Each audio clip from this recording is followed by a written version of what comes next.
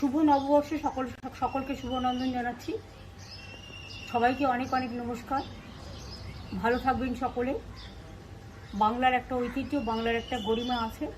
এটা আমাদের বাংলার নববর্ষ এবং সাথে সাথে অনেক রাজ্যেরও নববর্ষ আছে।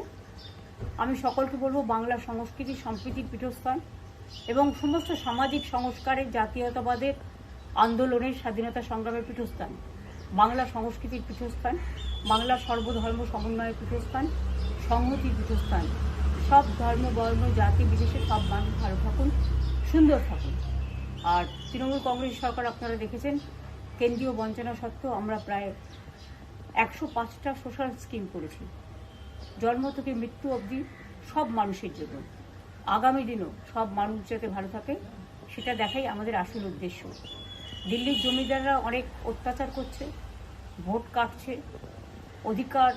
অনধিকার প্রয়োগ করছে এবং বিজেপি ভ্যানিশ ওয়াশিং মেশিন সব এজেন্সি দিয়ে বাংলার উপর জুলুম অত্যাচার করছে। এই অত্যাচারের বদলা নিন। আপনাদের কাছে অনুরোধ, আপনার একটা ভোট দয়া করে দিন। আমি নিজে এখান থেকে সুপ্রিম কোর্ট পর্যন্ত গিয়ে 32 লক্ষ বাদ দেওয়ার নামকে আমরা সুপ্রিম কোর্টের সাহায্যে তুলতে পেরেছি। বাদবাকিও যারা আছেন, নিশ্চয়ই আজ নয় কাল তাদের নামও কোনোভাবে উঠবে, যেহেতু ট্রিব্যুনাল চলছে। যাদের ভোট বাদ গেছে, যারা আত্মহত্যা করেছে স্যারের জন্য, তাদের জন্য আমার মন কাঁদছে।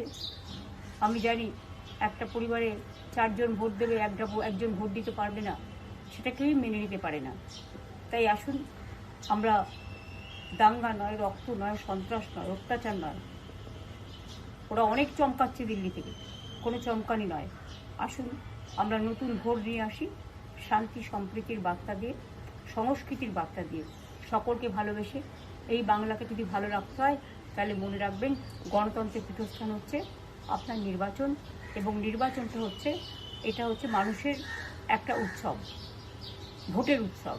সেই দিন আপনার ভোটটি দয়া করে এবার আর অন্য কোনো প্রার্থীকে দেবেন না। জোড়া ফুল চিহ্নে যে যেখানেই প্রার্থী হোক না কেন, মনে রাখবেন 294টা কেন্দ্রে যদি আমার নেতৃত্বে সরকার চান, তাহলে আমার প্রত্যেকটা প্রার্থীকে আপনারা দয়া করে কোনো উৎসব ও প্রচারে কান না দিয়ে জোড়া ফুল চিহ্নে ভোট দেবেন। সকাল সকাল ভোট দেবেন, নিজের ভোট নিজে দেবেন, আর ভোটের অধিকার রক্ষা করবেন। জয় হিন্দ, বন্দে মাতরম, জয় বাংলা।